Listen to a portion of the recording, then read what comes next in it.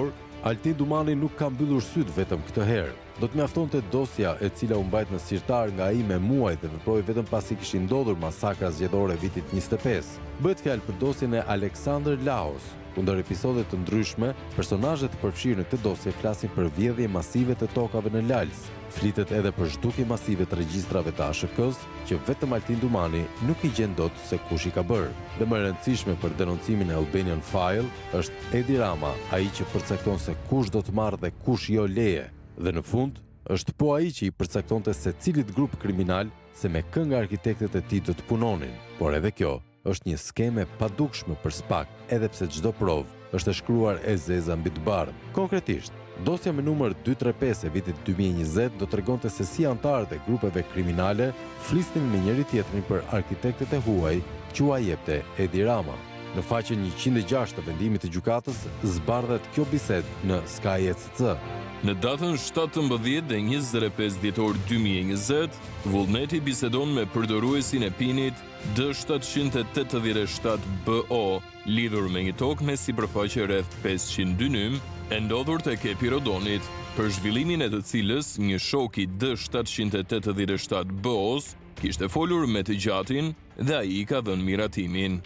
Data 25 dhjetor 2020, përdoruesi Sky Encrochat D787BO i shkruan vullnetit se shoku i tij kishte marrë miratimin nga i gjati dhe nga java e parë e janarit do t'i orientonte tek një arkitekt. Shoku ka fol ky robi me këtë gjatin dhe i ka dhënë okej.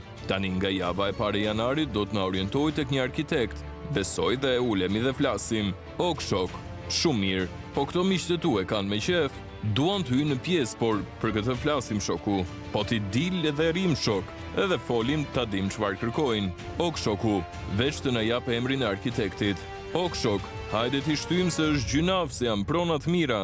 Se normal kur jep okej dhe na cakton me kë arkitekt që do dhe vet, ndoshta na cakton edhe atë emrin turk. Pra, sipas bisedave në Sky ECC, aplikacion që përdoret nga kriminalët apo edhe politikanët shqiptar, i gjati, që të gjithë e dim se kush është, u kishte dhënë okejin për të ndërtuar në kepin e Rodonit. Madje këta po prisnin që në janar tu caktonte dhe emrin e arkitektit që sipas tyre mund të ishte edhe një Emre turku. Sipas librit Albanian File, në faqen 306 të tij, radha për të shprehur dashurinë për Edi Ramën e ka kompania EAA, Emre Arolat Architecture, që me shumë gjasa i bie të jetë emreja turk që flasin zotrinjt në Sky.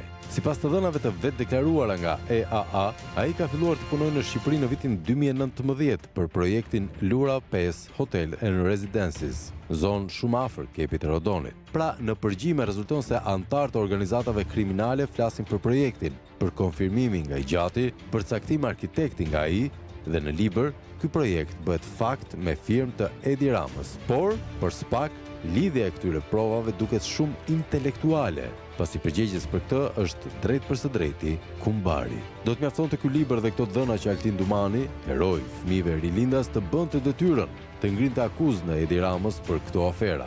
Por ky nuk është i vetmi rast. Ka plot raste të tilla në përdosjet e sjella nga partnerët që fshihen nga Dumani. Por tashmë, libri Albanian File ja pamundson këtë të fundit edhe të fsheh kokën si struci. Libri është plot me dëshmi dhe ne sot mundohemi t'i rendisim të gjitha. Libri fillon me studion arkitekturore 51 në 4E, por ne të studi do ta trajtojmë të fundit, pasi është epitafi mbi varrin politik të Ramës.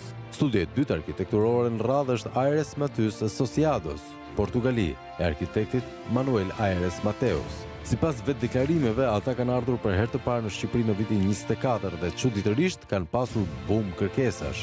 Sipas listës së publikuar prej tyre, ata kanë 7 projekte për vitin 24 dhe 4 projekte për vitin 25. Sigurisht, Pluk do t'i analizojë me radhë të gjitha këto